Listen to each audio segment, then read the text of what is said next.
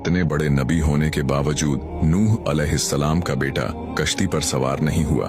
नूह अलैहिस्सलाम ने उसे पुकारा कि मेरे बेटे इस कश्ती पर आ और काफिरों का साथी न बन, लेकिन उसने कहा कि मैं किसी पहाड़ की चोटी पर पनाह ले लूंगा जो मुझे इस पानी से बचाएगी। पर नूह अलैहिस्सलाम ने फरमाया कि आज अल्लाह के हुक्म से कुछ भी बाकी नहीं रहेगा मगर वही जिस पर अल्लाह रहम करे। और फिर बाप और बेटे के दरमियान यह गुफ्तगू जारी ही थी कि एक तूफानी मौज ने उनके बेटे को गर्क कर दिया। जब नूह अलैहिस्सलाम की आंखों के सामने उनका बेटा गर्क हो गया तो उनकी आंखों में आंसू आ गए और वह पुकार उठे कि तूने मुझसे वादा किया था कि मेरे घर वालों को निजात अदा फरमाए और तू तमाम हाकिम में से बेहतर हाकिम है, लिहाजा यह नामुमकिन है कि तेरे वादे पूरे ना हो।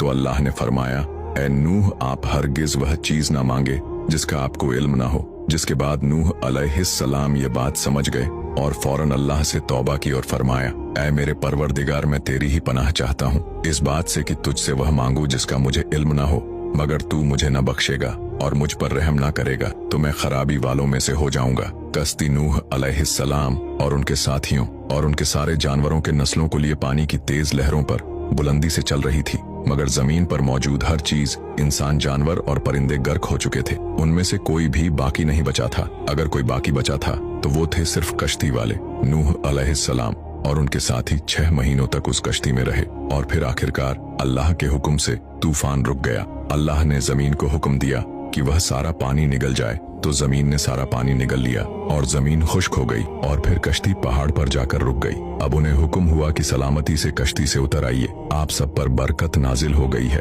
और उन नस्लों पर भी जो आपसे पैदा होंगी। और फिर सिर्फ नूह अलैहिस्सलाम से आगे की नस्ल शुरू हुई और जमीन में उनकी औलाद के अलावा किसी और की नस्ल बाकी न रही और फिर सारे जानवरों की भी नस्लें यहीं से फिर से पैदा हुई। तूफान के बाद नूह अलैहिस्सलाम 350 साल तक जिंदा रहे और फिर नूह अलैहिस्सलाम 950 साल की जिंदगी जीकर इस दुनिया से फौत हो गए। वीडियो पसंद आए तो वीडियो को लाइक जरूर करें और ऐसे ही इस्लामिक